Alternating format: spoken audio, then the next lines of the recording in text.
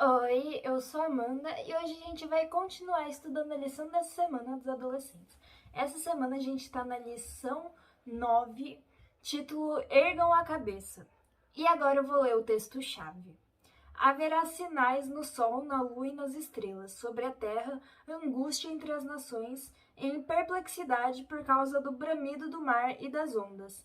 Então verão o Filho do Homem vindo numa nuvem com poder e grande glória.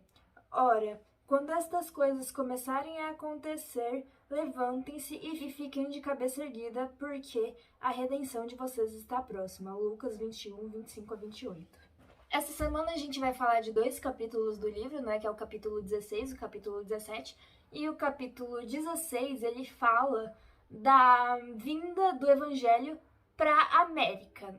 E já o capítulo 17 vai falar sobre os sinais da volta de Jesus. Embora a Igreja Anglicana tenha rejeitado a autoridade e o credo de Roma, ela aceitou muitas de suas cerimônias católicas e circulava a alegação de que essas coisas que a Bíblia não proibia não eram más em si mesmas. Ah, se não proíbe, não tem problema fazer. As observâncias dessa cerimônia teve a tendência de estreitar o abismo que separava as igrejas reformadas de Roma, e algumas pessoas alegavam que esse processo ajudaria os católicos a aderir à fé protestante. Outros já discordavam. Eles viam esses costumes como estandartes da escravidão da qual já haviam se libertado. Muitos consideravam os costumes da Igreja Anglicana uma forma óbvia de idolatria e não podiam participar de sua adoração, mas a Igreja, com o apoio das autoridades civis, não permitia dissidências. Quando a mão de Deus parecia apontar para que atravessassem o mar e se dirigissem a uma terra na qual poderiam fundar um novo governo para si, e dar aos seus filhos a herança da liberdade religiosa, eles seguiram adiante no caminho que o Senhor conduziu. A perseguição e o exílio abriram caminho para a liberdade. O desejo de liberdade de consciência inspirou os peregrinos a atravessar o oceano, suportar as dificuldades da falta de civilização e estabelecer as bases de uma poderosa nação. No entanto, ainda não compreendiam o princípio da liberdade religiosa. Os colonos formaram uma espécie de igreja estatal e autorizaram os oficiais do governo a eliminar a heresia.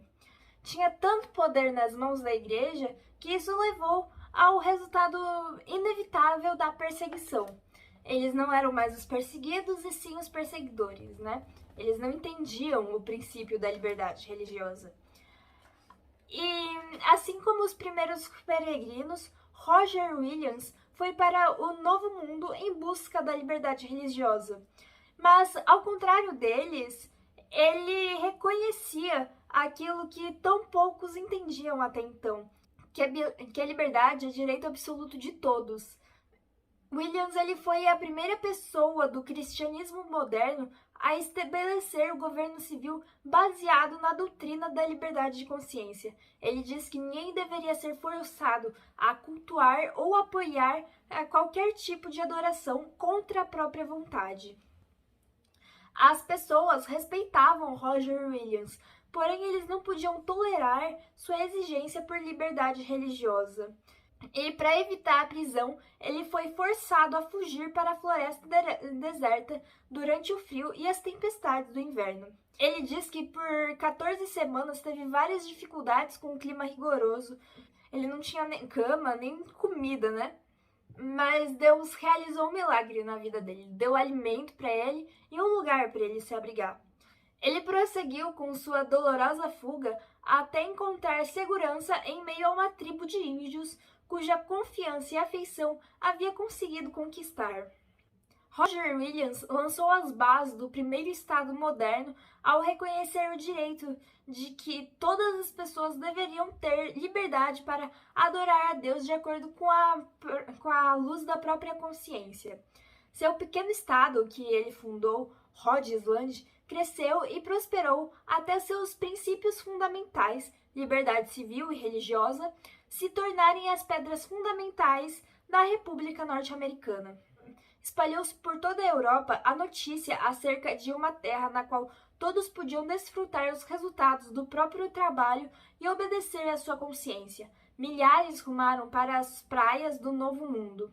Tanto o lar quanto a escola e a igreja ensinavam os princípios bíblicos. Os frutos das Escrituras eram demonstrados com clareza na economia, inteligência, pureza e temperança. Contudo, um número cada vez maior de pessoas era atraído à América do Norte por motivos diferentes do que levaram os peregrinos para lá. Eram indivíduos que buscavam apenas vantagens materiais. Os primeiros colonos permitiram que somente os membros da igreja votassem ou tivessem cargo no governo. Eles aceitaram essa medida a fim de preservar a pureza do Estado. No entanto, isso acabou resultando na corrupção da igreja, porque muitos se uniram à igreja sem realizar uma mudança no coração. As igrejas protestantes dos Estados Unidos, assim como as da Europa, falharam em avançar no caminho da reforma. A maioria sentia-se contente em crer da mesma maneira que seus antepassados, e dessa maneira os erros e superstições foram perpetuados. A reforma morreu aos poucos, até haver uma necessidade quase tão grande de reforma dentro da Igreja Protestante quanto da Igreja Católica Romana nos tempos de Lutero. E agora a gente vai ver o capítulo 17, que fala sobre alguns dos sinais da volta de Jesus e o seu cumprimento na história, né? Porque a gente sabe que a maioria deles já se cumpriu.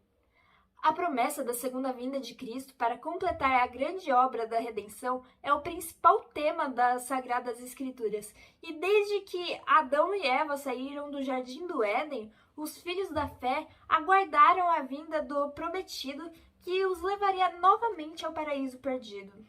A profecia não só diz o modo e o propósito da segunda vinda de Cristo, como também nos diz como podemos saber que esses dias estão próximos. Diz que haverá sinais no sol, na lua e nas estrelas. O sol escurecerá e a lua não dará a sua luz. As estrelas cairão do céu e os poderes celestes serão abalados. Então se verá o Filho do Homem vindo nas nuvens com poder e grande glória. Essa profecia se cumpriu em 1755. Nesse ano, aconteceu o mais terrível terremoto já registrado. Ele ficou conhecido como o Terremoto de Lisboa e ele atingiu a Europa, a África e a América. Vários países foram afetados, deu para sentir em vários países, né? Ele abrangeu uma área de no mínimo 10 milhões de quilômetros quadrados. Na África, o abalo foi quase tão grande quanto na Europa. A maior parte da capital da Argélia foi destruída. Uma onda gigantesca varreu a Espanha e a África, engolindo cidades. Algumas das mais altas montanhas de Portugal foram subitamente abaladas desde o alicerce. Partes imensas foram jogadas para baixo nos vales próximos, e algumas pessoas contam que viram chamas saindo dessas montanhas. Em Lisboa, houve o barulho de um trovão subterrâneo e logo em seguida, um terremoto violento derrubou a maior parte da cidade. Em apenas 6 minutos, 60 mil pessoas morreram. O mar primeiro recuou e deixou seca a faixa de areia, e então rolou para dentro, subindo 15 metros a mais do seu nível normal. 25 anos depois, ocorreu o sinal seguinte mencionado na profecia, que fala do Sol e da Lua, né? Os 1260 dias, ou anos, terminaram em 1798, e um quarto de século antes, a perseguição havia praticamente se extinguido. Após essa perseguição, o sol escureceria. Em 19 de maio de 1780, essa profecia se cumpriu. Uma testemunha de Massachusetts descreveu o acontecimento da seguinte maneira. Ele disse que uma nuvem negra e densa se espalhou por todo o céu, e com exceção de uma pequena borda no horizonte, e ficou escuro como normalmente acontece 9 horas da noite. Na maior parte do país ficou tão escuro durante o dia que as pessoas não sabiam dizer que horas eram, olhando em seu relógio de parede ou de pulso. Não conseguiam comer nem fazer as tarefas domésticas sem a luz de velas. Estava muito escuro, não dava para viver sem vela.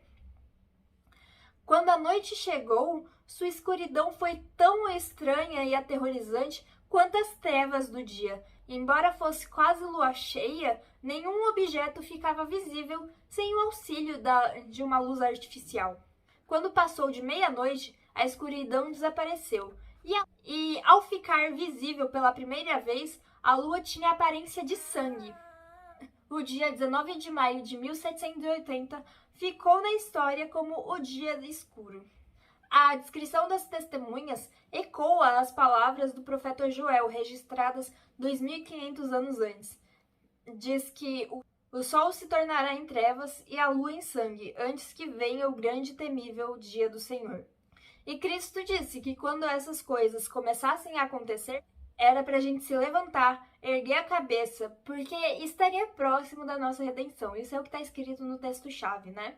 Porém, na igreja, o amor de Cristo e a fé em sua vinda haviam esfriado, e aqueles que afirmavam ser o povo de Deus estavam cegos para as instruções do Salvador acerca dos sinais de seu aparecimento.